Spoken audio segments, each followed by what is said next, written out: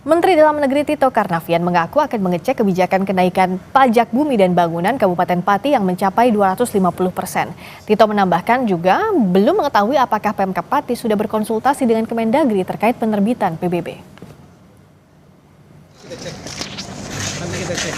Saya sudah perintahkan Irjen untuk cek dasarnya apa. Tapi kan biasanya Pak, perda itu harus konsultasi ke Kemendagri, itu udah konsultasi belum? Saya akan cek lagi. Saya baru juga tahu dari media, makanya saya akan cek. Ya, terima kasih. Saat ini kita juga sudah terhubung dengan Gubernur Jawa Tengah Ahmad Lutfi untuk membahas polemik kenaikan pajak di Pati mencapai 250%. Pak Gubernur, selamat malam. Terima kasih sudah hadir. Apa kabar? Oke, baik. Selamat malam, Mbak. Selamat malam.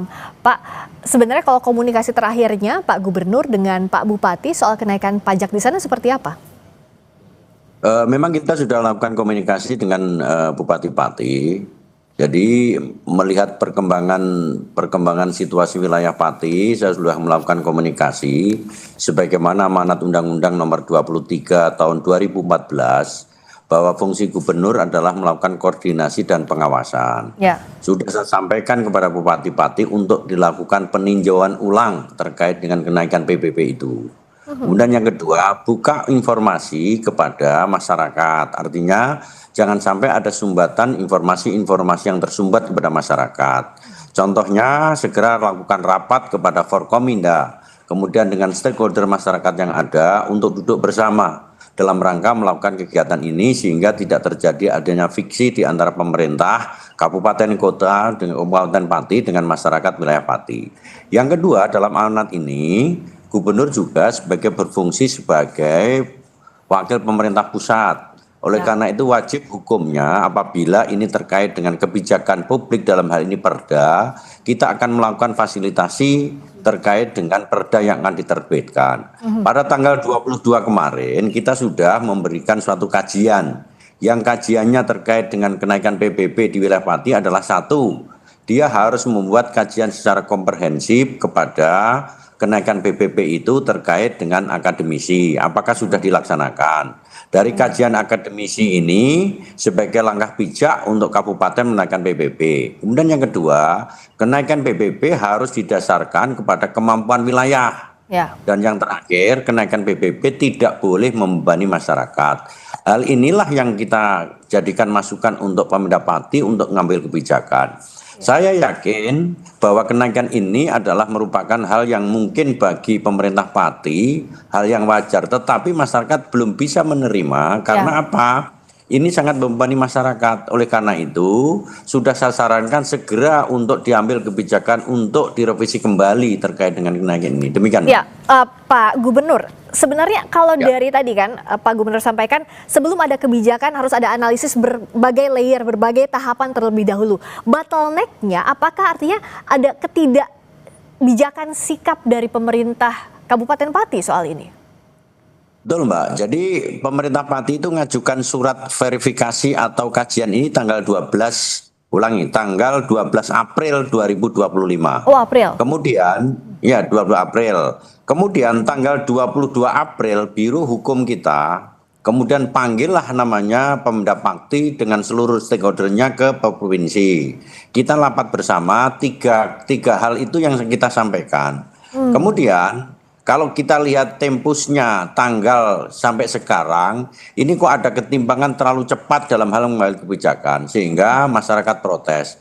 Mungkin ini ada sumbatan informasi, contoh misalnya belum ada sosialisasi secara maksimal. Kemudian yang kedua, ini kok tidak elok sekali pada saat situasi semacam ini dinaikkan. Apalagi masalah kenaikan pajak ini bukan suatu alasan untuk menaikkan PAD. Masih banyak PAD yang kita lakukan, contoh. Kita harus menaikkan PAD dari unsur investasi. Jaminan keamanan dan ketertiban adalah salah satu pokok yang bisa menarik investasi di wilayah kita. Kalau wilayah kita menaikkan PAD dengan cara pajak masyarakat bergejolak, maka investasi akan di tempat kita akan jauh. Sehingga lebih tepatnya Bupati harus segera mengambil sikap dalam waktu secepat-cepatnya untuk menetralisir daripada kepentingan ini agar tidak terjadi public complaint atau rusuh massa di wilayah Pati. Demikian, Mbak. Nah, ini yang penting agar tidak ada public complaint dalam skala yang lebih besar. Karena dengan adanya penolakan warga, meskipun sudah ada permintaan maaf dari Bupati, demonstrasi tetap akan berlangsung 13 Agustus nanti. Gubernur akan turun tangan langsung kah, Pak?